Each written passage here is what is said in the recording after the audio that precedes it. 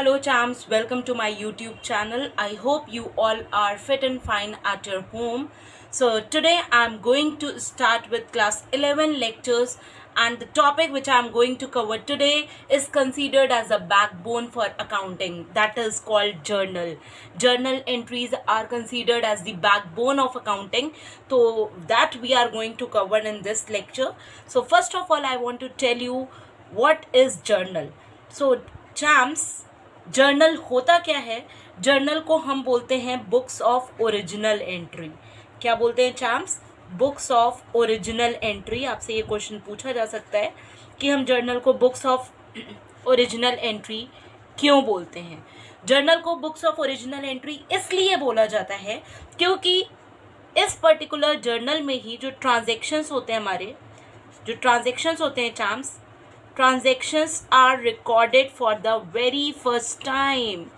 जो हमारे ट्रांजेक्शन्स हैं वो फर्स्ट टाइम के लिए सबसे पहले अगर हम बात करें तो कहाँ रिकॉर्ड होते हैं?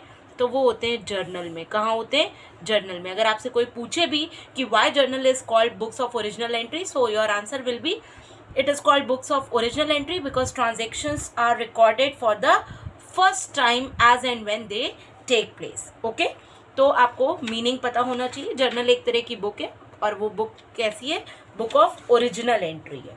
ओके, अब बात हम करेंगे इसके रूल्स की. हम बात करेंगे रूल्स ऑफ जर्नलाइजिंग की. किसकी बात करेंगे चैम्प्स? रूल्स ऑफ जर्नलाइजिंग की. जर्नल एंट्री पास करने के लिए बेसिकली दो टाइप के रूल्स हैं आपके. दो अप्रोच है जिनके थ्रू हम क्या कर सकते हैं? हम जर्नल एंट्रीज को पास कर सकते हैं. दो अप्रोच है. पहली अप्रोच है आपकी ट्रेडिशनल अप्रोच. ट्रेडिशनल अप्रोच है. ओके, और जो दूसरी अप्रोच है चैम्प्स वो है मॉडर्न अप्रोच. अब ये आपके ऊपर है, आपके ऊपर डिपेंड करता है कि आप कौन सी अप्रोच को फॉलो करना चाहेंगे. मैं आपको दोनों अप्रोच क्लियर करूंगी, ट्रेडिशनल भी और मॉडर्न अप्रोच भी. बट मेरे हिसाब से मैं एज अगर स्टूडेंट होती तो मैं मॉडर्न अप्रोच को ही प्रेफर करती. ओके, अगर मॉडर्न अप्रोच आई है तो इट मीन्स उसके कुछ बेनिफिट्स हैं, इसीलिए मॉडर्न अप्रोच मीन्स इम्प्लीमेंट किया गया, राइट. बट हम बचपन से ट्रेडिशनल अप्रोच को फॉलो कर रहे हैं, तो ये आपकी चॉइस है टोटली कि आप मॉडर्न अप्रोच को फॉलो करना चाहते हैं या ट्रेडिशनल को फॉलो करना चाहते हैं. तो अगर हम ट्रेडिशनल अप्रोच के अकॉर्डिंग बात करें, टाइप्स ऑफ अकाउंट्स की अगर हम बात करें चैम्प्स, टाइप्स ऑफ अकाउंट्स की बात करें तो जो अकाउंट्स हैं वो बेसिकली तीन तरह के होते हैं आपके. एक है आपका पर्सनल अकाउंट, दूसरा है आपका रियल अकाउंट और तीसरा है आपका नॉमिनल अकाउंट. ये तीन तरह के आपके अकाउंट होते हैं, पर्सनल, रियल एंड नॉमिनल. ये तीन अकाउंट्स हैं. अकाउंट्स आपके कितने? There are 3 types of accounts, personal, real and nominal account. अब एक एक करके इसको हम समझेंगे कि पर्सनल अकाउंट क्या है, रियल क्या है और नॉमिनल अकाउंट क्या है. Okay champs, so first of all we will start with personal account. हम पर्सनल अकाउंट को पहले समझेंगे, ध्यान से समझिएगा. First of all I am going to cover personal account. अगर हम पर्सनल अकाउंट की बात करें तो नाम से ही हमें पता चल रहा है कि it is related with the name of person. ठीक है, जो आपका जो पर्सनल अकाउंट है वो किससे रिलेटेड है? Name of a person. ठीक है, और you can say group of persons. Group of persons है आपके, उससे रिलेटेड है. ठीक है, ग्रुप ऑफ पर्सन्स भी हो सकते हैं, एक पर्टिकुलर पर्सन भी हो सकता है, कोई कंपनी भी हो सकती है. ओके, फिर तो पर्सनल अकाउंट किससे रिलेटेड है? Basically name of a person से रिलेटेड है चैम्प्स. ओके, अगर हम इसके टाइप्स की बात करें, अपने हम पर्सनल अकाउंट के टाइप्स की अगर हम बात करें तो पर्सनल अकाउंट जो है आपका वो 3 पार्ट में डिवाइडेड है. 3 तरह का होता है आपका पर्सनल अकाउंट. एक होता है आपका natural personal account, natural personal account. दूसरा होता है आपका artificial personal account, artificial personal account. और थर्ड होता है आपका रिप्रेजेंटेटिव पर्सनल अकाउंट. बहुत इंपॉर्टेंट है चांस ये, रिप्रेजेंटेटिव पर्सनल अकाउंट। तो जो पर्सनल अकाउंट है वो 3 तरह के हैं आपका, natural, artificial and representative. Natural personal account का मतलब क्या हुआ? नेचुरल पर्सनल अकाउंट जैसे कि नेचुरल पर्सन से रिलेटेड है, जैसे कि अकाउंट्स ऑफ ह्यूमन बींग्स। हम क्या कह सकते हैं, जो हमारे ह्यूमन बींग्स हैं उनके जो अकाउंट्स होते हैं वो आपके नेचुरल पर्सनल अकाउंट में आते हैं, accounts of human beings. Okay, जैसे मोहन का अकाउंट एग्जाम्पल के लिए, Ram's account, Shyam's account, Radha's account, ये सब आपके किसके एग्जाम्पल हैं चाम्स? ये आपके नेचुरल पर्सनल अकाउंट के एग्जाम्पल्स हैं, क्योंकि ये अकाउंट्स जो होते हैं वो किसके अकाउंट्स होते हैं? ह्यूमन बींग्स के अकाउंट्स होते हैं। ओके, फिर सेकेंड बात आती है किसकी? आर्टिफिशियल पर्सनल अकाउंट की। तो ये जो आर्टिफिशियल पर्सनल अकाउंट होते हैं इनका कोई फिजिकल एग्जिस्टेंस नहीं होता है, ठीक है, इनका कोई फिजिकल एग्जिस्टेंस नहीं होता है चांस। ओके, फिजिकली एग्जिस्ट नहीं करते, ठीक है। तो ये कौन से अकाउंट्स हुए फिर आपके, अगर जो फिजिकली एग्जिस्ट ही नहीं करते? जैसे किसी फर्म का अकाउंट, एग्जाम्पल के लिए बात करें, किसी फर्म का अकाउंट है या किसी कंपनी का अकाउंट है। ओके, किसी फर्म का अकाउंट है, किसी कंपनी का अकाउंट है, किसी इंस्टीट्यूशन का अकाउंट है या किसी बैंक का अकाउंट है, ठीक है। ये सब किसके अंडर आएगा? आपका आर्टिफिशियल पर्सनल अकाउंट के अंडर आएगा। फिर है आपका थर्ड आता है, आपका जो थर्ड है लास्ट आपका, वो है representative personal account. Representative personal account का मतलब क्या हुआ कि जब कोई अकाउंट किसी पर्टिकुलर पर्सन को रिप्रेजेंट करे या ग्रुप ऑफ पर्सन्स को रिप्रेजेंट करे तो उसको हम बोलेंगे रिप्रेजेंटेटिव पर्सनल अकाउंट। ऐसा अकाउंट जो किसी एक पर्टिकुलर पर्सन को रिप्रेजेंट करे या ग्रुप ऑफ पर्सन्स को रिप्रेजेंट करे, that is termed as representative personal account. ठीक, अगर हम जैसे मान लेते हैं कि एक भाई बिजनेस है, उसने क्या किया, एक पर्टिकुलर मंथ की सैलरी अपने एम्प्लॉयज़ को अभी तक नहीं दी, तो वो जो सैलरी है वो कैसी सैलरी मानी जाएगी? आउटस्टैंडिंग सैलरी मानी जाएगी। मैं ओके, और ये जो आउटस्टैंडिंग सैलरी अकाउंट होगा that is an example of representative personal account only. ठीक है, तो रिप्रेजेंटेटिव पर्सनल अकाउंट के अगर हम एग्जांपल की बात करें तो जो भी आपके आउटस्टैंडिंग एक्सपेंसेस होते हैं, ठीक है, या अगर कोई आपकी अक्रूड इनकम है, अक्रूड इंटरेस्ट है, मान लीजिए इस तरह का कोई अकाउंट है, तो ये सब किसके एग्जाम्पल हैं आपके? ये सारे आपके रिप्रेजेंटेटिव पर्सनल अकाउंट के एग्जाम्पल्स हैं चांस। ओके, किसके एग्जाम्पल्स हैं? रिप्रेजेंटेटिव पर्सनल अकाउंट के एग्जाम्पल्स हैं। अब हम बात करेंगे इसके रूल की, इसके हम रूल को समझेंगे। रूल क्या कहता है पर्सनल अकाउंट का? जो रूल है इसका वो चांस रूल क्या कहता है? Debit the receiver and credit the giver. Debit the receiver and credit the giver, ये रूल है पर्सनल अकाउंट का।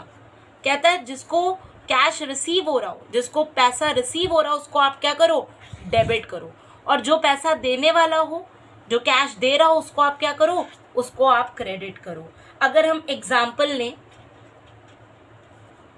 Ram paid ₹500 to Shyam. एक सिंपल सा मैंने ट्रांजेक्शन ले लिया कि राम ने श्याम को 500 रुपीज दिए। इस केस में गिवर कौन है? राम, और रिसीवर कौन है? श्याम। तो एज पर दी रूल अगर मैं जर्नल एंट्री की बात करूं चांस, तो हमारी एंट्री क्या बनेगी? जो क्या है, रिसीवर है, उसको डेबिट करो, तो रिसीवर है अपना श्याम, तो श्याम्स अकाउंट डेबिट। चांस हमेशा याद रखिएगा, हम कभी भी किसी पर्सन का नाम के साथ अकाउंट ऐड करते हैं तो अपॉस्ट्रोफी एस लगा के करते हैं, अदरवाइज आप लिख सकते हो श्याम डेबिट। और अगर आपको श्याम अकाउंट भी लगाना है तो उसके लिए आप लिखोगे अपॉस्ट्रोफी एस लगा के श्याम्स अकाउंट डेबिट, श्याम का account, Shyam's account debit to Ram's account. And how much Ram has paid? 500। Debit side 500, credit side 500। तो ये आपकी जर्नल एंट्री बन जाएगी एज पर दी रूल। क्या बना? रिसीवर को डेबिट करिए तो श्याम रिसीवर, उसको डेबिट किया, और गिवर को क्रेडिट करिए तो राम गिवर है, उसको हमने क्या कर दिया, क्रेडिट कर दिया। तो ये हमारा किस चीज़ का रूल है, पर्सनल अकाउंट का रूल है। किसका चैम्प्स रूल है, पर्सनल अकाउंट का रूल है, ठीक है। और रूल कहता क्या है, रिसीवर को आप क्या करिए, डेबिट करिए, और जो गिवर है उसको आप क्या कर दो, क्रेडिट कर दो। ओके, अगर हम क्या करें, एक और एग्जांपल ले लें, रिसीव्ड ₹200 फ्रॉम गणेश। हमें क्या रिसीव हो रहा है, रिसीव्ड ₹200 फ्रॉम गणेश, ठीक। अब हमें क्या रिसीव हो रहा है, कैश रिसीव हो रहा है, ठीक है। और बस हमें सिंपल, हमें ये पता होना चाहिए कि कौन रिसीवर है कौन गिवर है। तो इस केस में हमें क्या पता है कि गिवर कौन है, गणेश है, और हमें पता है रूल क्या कहता है, जो गिवर है उसको आप क्रेडिट कर दो। तो हमें ये पता है कि भाई गणेश को तो हमें क्या करना है, क्रेडिट करना है। और जो आपका रिसीवर है उसका नाम नहीं दिया है, पर हमें रिसीव क्या हो रहा है, कैश। जो भी रिसीव हो रहा है आप उसको क्या कर दोगे, डेबिट कर दोगे। और वैसे भी आगे रूल आपको पता चलेगा कि जो कैश है वो रियल अकाउंट है, उसका रूल है डेबिट व्हाट कम्स इन, तो उसके अकॉर्डिंग आप कैश को डेबिट कर दोगे। अदरवाइज नहीं पता है तो हमें यहाँ पर कौन है रिसीवर, हमें ये पता है हमें कैश रिसीव हो रहा है, तो आप लिखोगे cash account debit to Ganesh, कितना, 200, ठीक। ये हमारी जर्नल एंट्री हो जाएगी कि हमें गणेश से क्या हुआ, 200 रुपये रिसीव हुआ। ओके भाई, गणेश से हमें क्या रिसीव हुआ, कैश रिसीव हुआ, कितना, 200 रुपीज़। एंट्री बनी cash account debit to Ganesh. Rule क्या है, debit the receiver and credit the giver. तो ये रूल आप लोग याद रखिएगा चैम्प्स। अब हम बात करेंगे चैम्प्स रियल अकाउंट की। कौन से अकाउंट की बात करेंगे, रियल अकाउंट की। जो आपका रियल अकाउंट है चैम्प्स, वो किससे रिलेटेड होता है, वो आपका टैंजिबल एंड इनटैंजिबल असेट से रिलेटेड होता है। टैंजिबल एंड इनटैंजिबल असेट से रिलेटेड होता है। जो भी आपकी टैंजिबल और इनटैंजिबल असेट्स होती हैं, आपको पता होगा, टैंजिबल असेट जैसे कि plant and machinery, furniture, fixture, land and building, ये सब टैंजिबल असेट्स हैं। इनटैंजिबल जैसे आपका गुडविल हो गया, पेटेंट्स हो गया, ट्रेडमार्क्स हो गया, कॉपीराइट्स हो गया, ये सब आपकी इनटैंजिबल। ओके, तो जो रियल अकाउंट है वो किससे रिलेटेड होता है, वो आपकी टैंजिबल और इनटैंजिबल असेट से रिलेटेड होता है, ठीक। और अगर हम इसके रूल की बात करें चैम्प्स, तो रूल जो है इसका बहुत सिंपल है। रूल कहता है डेबिट व्हाट कम्स इन, जो बिजनेस में आ रहा है उसको आप डेबिट करो, and credit what goes out, जो आपके बिजनेस से जाए उसको आप क्या करो, क्रेडिट कर दो। क्या करो, क्रेडिट करो। इन को क्या करो, जो इन हो रहा है उसको डेबिट करो, जो आउट हो रहा है उसको आप क्या करो, क्रेडिट करो। फॉर एग्जाम्पल, समझते हैं एग्जाम्पल से। मान लीजिए अगर हमारा कह रहे हैं, अगर हम एज पर दी रूल चलें तो मान लो है अगर एग्जाम्पल आपका परचेज्ड फर्नीचर फॉर ₹10,000। हमने क्या किया, फर्नीचर परचेज किया, ठीक। तो चाम समझिएगा हम क्या कर रहे हैं, फर्नीचर परचेज कर रहे हैं। तो जब हम फर्नीचर परचेज कर रहे हैं तो बिजनेस में आएगा क्या, फर्नीचर। इन क्या होगा, फर्नीचर। और बिजनेस से जाएगा क्या, भाई आपने फर्नीचर खरीदा तो जाएगा क्या, आउट क्या होगा, कैश। क्या होगा, कैश। तो रूल कहता है डेबिट व्हाट कम्स इन, तो फर्नीचर इन है तो उसको आप डेबिट कर दीजिए। एंट्री पे बात करते हैं, एंट्री क्या होगी हमारी, फर्नीचर अकाउंट डेबिट, और जो जा रहा है, जो आउट हो रहा है उसको आपको क्या करना है, क्रेडिट। जा क्या रहा है, कैश, तो कैश अकाउंट को आप क्रेडिट कर देंगे और अमाउंट लिख देंगे 10,000। सो चैम्प्स ये जर्नल एंट्री हमारी बनेगी, furniture account debit to cash account. क्या जर्नल एंट्री बनी, furniture account debit to cash account. एक और एग्जांपल ले लेते हैं। सपोज दैट बोल रहे हैं बॉट अ मोटरसाइकिल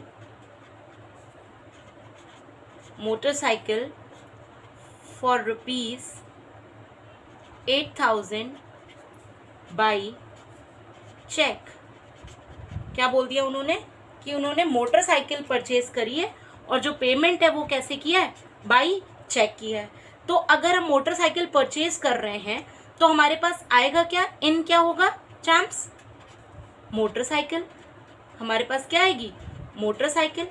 और हमारे पास से जाएगा क्या, कैश, लेकिन जाएगा किस फॉर्म में, चेक के फॉर्म में जा रहा है, तो हमारा बैंक बैलेंस कम होगा। क्या कम होगा, बैंक बैलेंस कम हो जाएगा।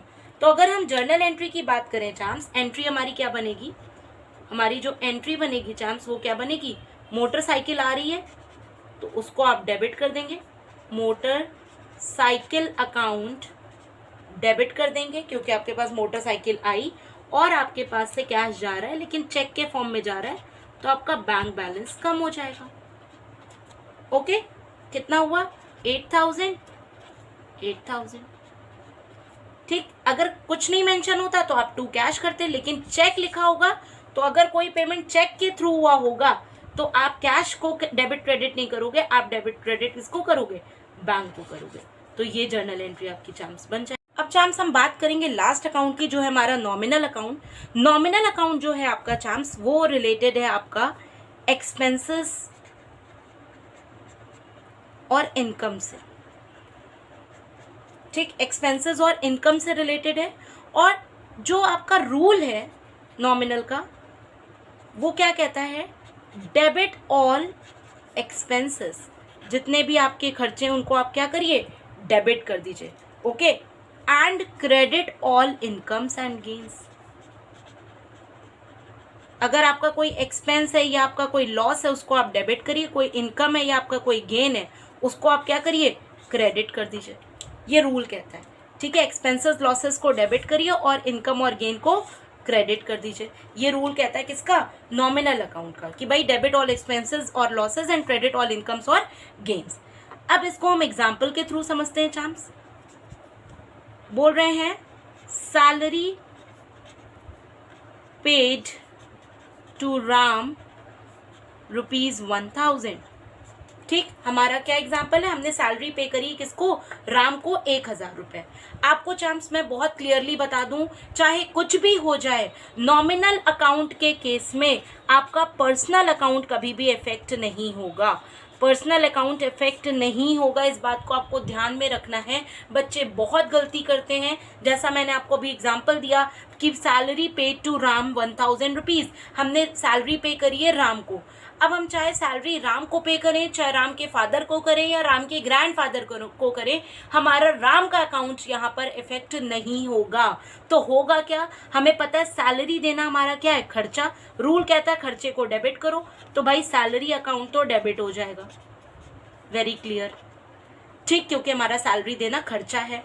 अब क्रेडिट क्या होगा, क्रेडिट राम नहीं होगा चैम्प्स, क्योंकि बच्चे राम को ही क्रेडिट करते हैं। हमारा सैलरी जो दिया जाएगा वो किस फॉर्म में दिया जाएगा, कैश के फॉर्म में। हमारे पास से जाएगा क्या, हमारे पास से कैश जाएगा। और रूल कहता है अगर क्रेडिट व्हाट गोज आउट, जो रूल है आपका रियल अकाउंट का वो कहता है क्रेडिट व्हाट गोज आउट। और कैश आपकी एक तरह की असेट है और वो कम हो रही है, और रूल के हिसाब से उसको आप क्या करोगे, क्रेडिट कर दोगे। 1,000।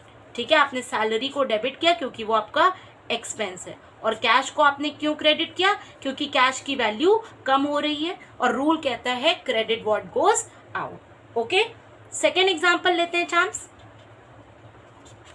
बोल रहे हैं रिसीव्ड रेंट ₹8,000 फ्रॉम टेनेंट। ठीक, हमें क्या हुआ, हमें रेंट रिसीव हो रहा है टेनेंट से, कितने का, 8,000 रुपीज का। अब अगेन टेनेंट का अकाउंट यहाँ पर इफेक्ट नहीं होगा, मैंने आपको बताया पर्सनल अकाउंट को आप बिल्कुल भी टच नहीं करोगे। आपको क्या रिसीव हो रहा है, रेंट रिसीव हो रहा है, और रेंट रिसीव होना एक तरह का क्या है, खर्चा है कि आपका इनकम है, इनकम है। तो आपको पता है इनकम को आप क्या करना है, क्रेडिट करना है। अब रेंट जो रिसीव हुआ है वो किस फॉर्म में होगा, कैश के फॉर्म में, और कैश आपके बिजनेस में आ रहा है, और रूल कहता है डेबिट व्हाट कम्स इन। तो रूल के अकॉर्डिंग कैश आ रहा है तो कैश को आपने क्या कर दिया, डेबिट कर दिया, क्योंकि रूल कहता है डेबिट व्हाट कम्स इन। और आपके पास से जा क्या रहा है, मतलब आपकी जो जो रेंट है वो आपकी क्या है, इनकम है, और रूल कहता है इनकम को आप क्या करिए, क्रेडिट करिए। तो टू रेंट अकाउंट कर देंगे कितना, 8,000। कितना कर दिया, 8,000। सो चैम्प्स आई होप आप लोग को रूल्स क्लियर हो गए होंगे। आपको मैं एक बार फटाफट रिवाइज करा देती हूँ, 2 मिनट में हम करते हैं रिवाइज। हमें पता है कि हमारे कितने अकाउंट्स होते हैं, there are 3 types of accounts, personal, real and nominal. Personal account जो है वो पर्सन से रिलेटेड होता है, रियल अकाउंट जो है वो असेट से रिलेटेड होता है, और जो नॉमिनल अकाउंट है वो आपका एक्सपेंसेस और इनकम से रिलेटेड होता है। जो आपका पर्सनल अकाउंट है उसका रूल है debit the receiver and credit the giver. Okay, real account का रूल है debit what comes in and credit what goes out, और जो नॉमिनल अकाउंट का रूल है वो है डेबिट ऑल एक्सपेंसेस और losses and credit all incomes और गेन्स। ये 3 गोल्डन रूल्स हैं आपके अकाउंटिंग के, जिसके ऊपर आपकी पूरी जर्नल एंट्रीज बेस्ड हैं। तो ये ट्रेडिशनल अप्रोच हुई हमारी। ट्रेडिशनल अप्रोच के अकॉर्डिंग हमारे 3 गोल्डन रूल्स हैं जो आपको ध्यान में रखने हैं। ये जो मैंने आपको पर्सनल, रियल और नॉमिनल के फॉर्म में 3 गोल्डन रूल्स बताए हैं, इनके बेसिस पे आप सारी जर्नल एंट्रीज पास कर सकेंगे। Wait for my next lecture. Next lecture में मैं मॉडर्न रूल्स को कवर अप करूंगी और आपको बताऊंगी कि मॉडर्न रूल्स कैसे ज़्यादा कन्वीनियंट है as compare to traditional approach. So wait for my next lecture. Stay happy and stay healthy.